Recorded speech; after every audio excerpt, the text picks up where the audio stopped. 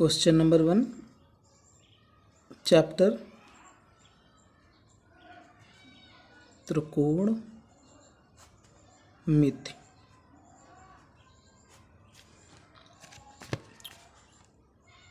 इसके कुछ साधारण से सूत्र जो इस प्रकार हैं, देखते हैं। नंबर 1 साइन थीटा इक्वल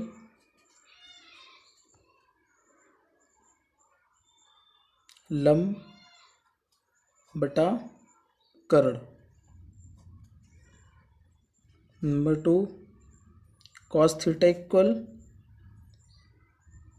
आधार बटे कर्ण। आधार बटे कर्ण। नंबर 3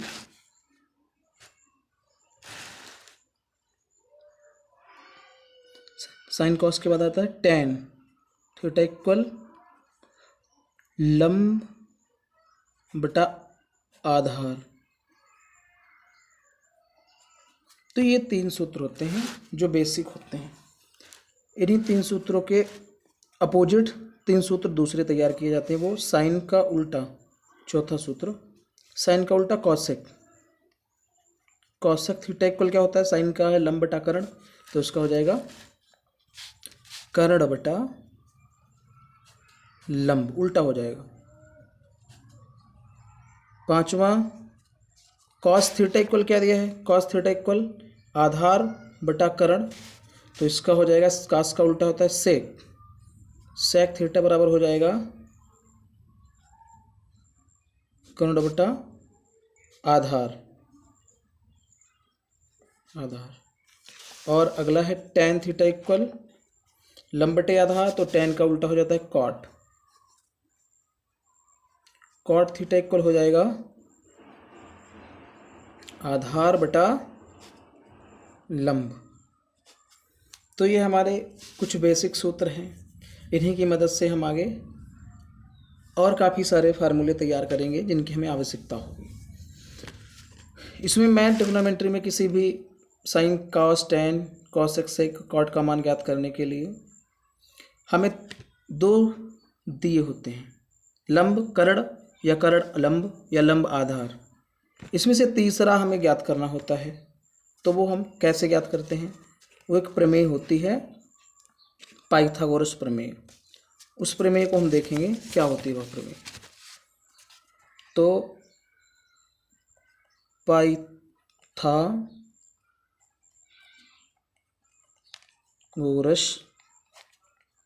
प्रमेय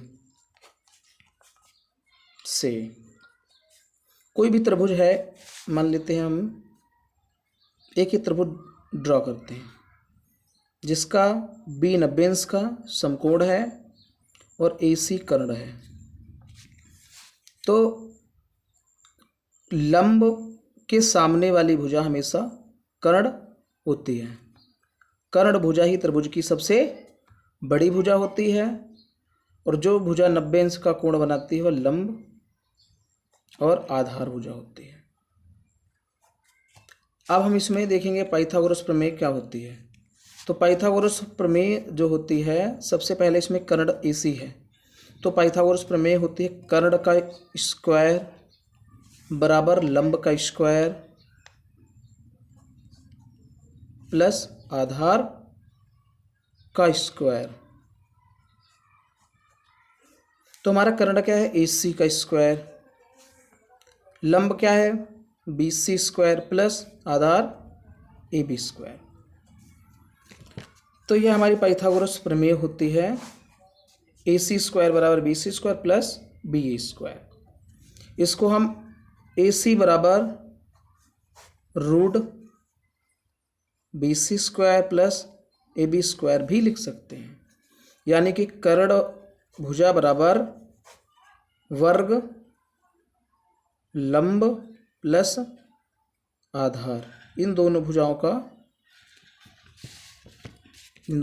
का वर्ग होगा, जो कि रूट के अंदर होगा। बाकी हम भुजाएं इधर उधर पक्षांतर कर सकते हैं। लंब ज्ञात करना है तो लंब का स्क्वायर बराबर कर्ण का आधार का स्क्वायर माइनस कर्ण का स्क्वायर, इस हिसाब से पक्षांतर करके ज्ञात कर सकते हैं। तो अब हम एक बेसिक एक क्वेश्चन लेते हैं और उसके साथ इसको हल करके देखते हैं, तो ज़्यादा बढ़िया रहेगा। देखिए, एक प्रश्न नंबर 1 है हमारे सामने। त्रिभुज ABC में B समकोण है। जब B समकोण है तो हमें प्रश्न बनाने के लिए हमेशा B को ही समकोण वाली दिशा पे रखें, बाकी A और C कहीं भी रख सकते हैं। A और C को B समकोण हो गया। अब B समकोण दिया है इसमें, अब हमें ना लंब और आधार, इन दोनों में 3 भुजाओं में कोई 2 भुजाएं हमारे पास दी होंगी जो प्रश्न में गिवन होंगे। मान लिया हमारा दिया है tan थीटा इक्वल 3/4, तो साइन थीटा कामा कॉस थीटा के मान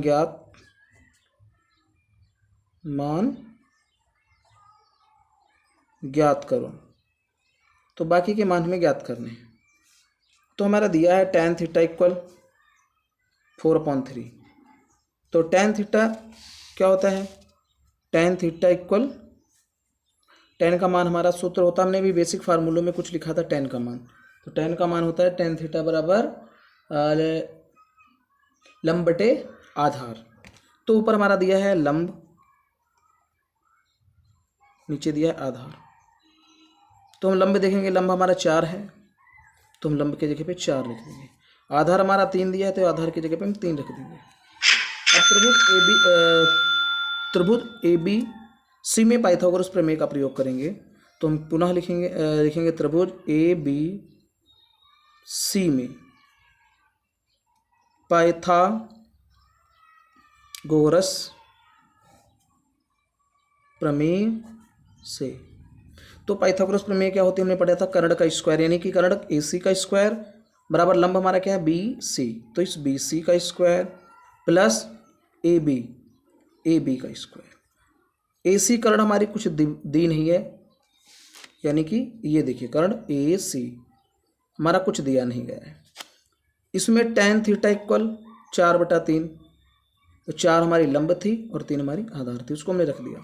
बस इसी को पाइथागोरस प्रमेय में रख देते हैं। तो AC स्क्वायर कुछ दिया नहीं है, BC कितनी है? 4 का स्क्वायर प्लस AB कितना दिया है? 3 का स्क्वायर, तो AC स्क्वायर बराबर 4 का स्क्वायर 16 और 3 का स्क्वायर 9। तो अब AC के इक्वल इसको हम जोड़ देते हैं, यानी कि AC स्क्वायर इक्वल 16 और 9 मिला के 25 हुआ। 16 9 25। अब इधर ले लेते हैं इसी पाइथागोरस प्रमेय को। AC स्क्वायर बराबर 25 था, तो AC बराबर रूट में 25।